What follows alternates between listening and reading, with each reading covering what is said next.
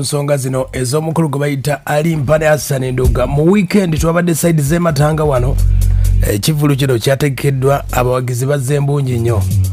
Hassan Nduga yabuze kata addemu okumenyamenya Ronald Alimpa. Bw'oba ojjukidde omwaka gwa 2022 Hassan Nduga y'omu ku basobola okuba ate nga baataasa Alimpa akabenje ako akaali kagenda omumalawo kamalawo omuyimbi ebitaali byangu. Bayimbi bangi nnyo abagenda n'ebisago eby'amaanyi, abayimbi abamu ne bafa.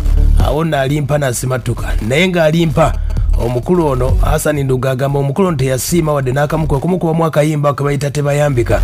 Kati twabadde matanga, ensonga zitandika zitya. Omukulu ono gwe bayita Hassan Nduga bamweyana agamba yayina bamweyana. Kati omukulu ono yatandise ku stage n'akuba n'ateekamu akayimba ako tebayambika. Eggaali ya Alimpa nemusitula ne bamuteeka ku stage. Hassan Nduga ne zivaako. Nkutegeeza abakulu bano okuva bagwa kabenje tebaddangamu kukwatagana wadde n'akamu. Nalowoozezza oba balina wakabadi oba waliwo konsati eyinza okujja kuba bisoboka byonna oba kasita nti wabula embeera yo nga bweri tebyabadde birungi wadde n'akamu, byabadde matanga. Hassan Nduga yamulangidde byonna bye yamugamba nti we bagwira kabenje. Hassan Nduga sooka owulire.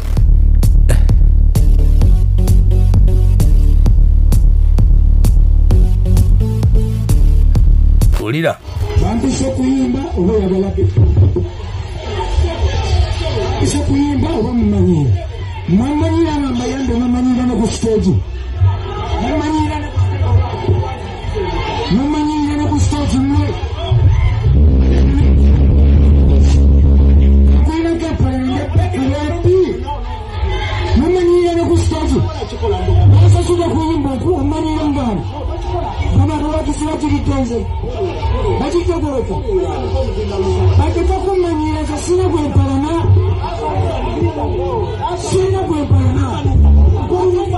kukubamuze muvubuka manyira ngana uliriza yamanyira namuvuga kuvasa muto paka mulota manyira atya mwazibaliza mumala okuyimba kitegedde olutalo lwabadde lw'amaanyi nnyo. Owulira gwe kyabadde basanze mumala okumanyira luno njakulakula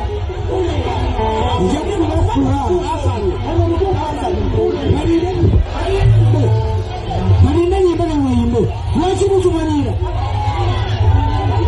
mama manyira nompeza bali basi babwabwe mumanyira bakadokamu njakulakula mumukyewo nyimbe kakubamaba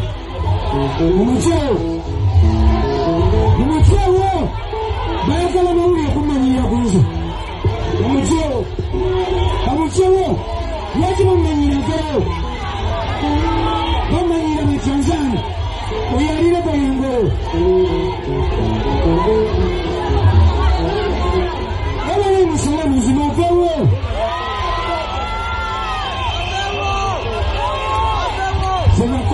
njakubakuwaya zembiramu yanenjagandi nnyo kubasinga napakuwa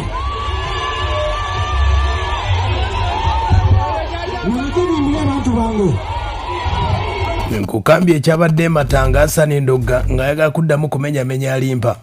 Sigera piwa budde kubanga evo yange tekyali yakuvuga nabo bavubuka nina kati byanoonya bwe muwa obudde mba baate enkoze byanoonya sikyasobola kwogera kwoyo kwakya ku kyalo naawe kale sebo owulidde agambye talina kyagenda mwongerako mu nsonga ezo n'ezimu. Abajjukira omwaka gwa 2022 Alimpa Ronald embeera teyali nnyangu.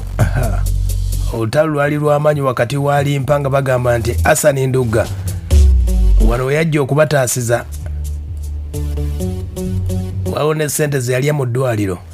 Era olutalo lwali lw'amaanyi nnyo. Hassan Nduga talina mukwano n'Alimpa Ronald oba Alimpa ayagala kuwanika kivvulu. Wulira nze mbadde njagala bino ebya kamera bye muleese tugende wali Alimpa yaŋŋamba Nduga wanziba nveeyo nga ntegedde yali andabyeko kati nze nkati abudumbe naye buzibu ki ngenza okujja mu kisaawe nga yagwa namwegombako kuyimba namwegombako kuntutumulanga naye akyereme nze nabagamba okubeera epipa mbeera ekidomola kuba wekyatika baddamu ne bakyokya ne kikola naye bw'obeera epipa bw'oyatika oyatika lumu kati omuntu yenna alina obwonge essaawa zino alimpa nyinza obutamunenya kuba kalifoomu oyo mubi bamulongoosa kalifoomu awunza alwawo okuggwa ku bantu okitegeera kati ate n'alimpa engeri gy'ali mu ddwaliro alina famire ennaku kyenyinza obagamba kuba ku baganda b'alimpa wadde eriyo abagagga besimanyi naye be nalabako banaku okusinza ku mukazi we bye yasooka okwogera nga yakajja bye byandaga nti bano banaku okitegedde omukazi we yajja yagamba mu kifo ky'okunneebaza yagamba balabika baaluutinze ne ssente ze naye nga teyabuuza bange yabadde ne ssente oba teyabadde nazo ompulira kyenva mbagamba nti mugende emmotoka gye yagudde nze mu kununulayo abalwadde sajjayo bintu munoonye ebyasigaddeyo oba ye wabadde ssente sikola ki simanyi ontegeera nenzijja omulala omuvubuka yali ayagala kulwana abannamawulire abaaliwo mwakiraba yali ayagala kulwana ne mugamba nja kukukuba omutegedde ye mukulu oyo gwe bayita Hassan Ndugga yafunye obutakkaanya newe muyimbi Alimpa Ronald bamuleeta ku stage nga Hassan Ndugga akyayimba nga bulayo oluyimba lumu olwe bayita olw'ennono lwe badde lubulayo okuyimba wano tebayambika ne baleeta Alimpa Ronald Alimpa Ronald olina okwongera ku ggaali kuba Hassan Ndugga embeera bwe yatambudde okuvaako sayidi z'ematanga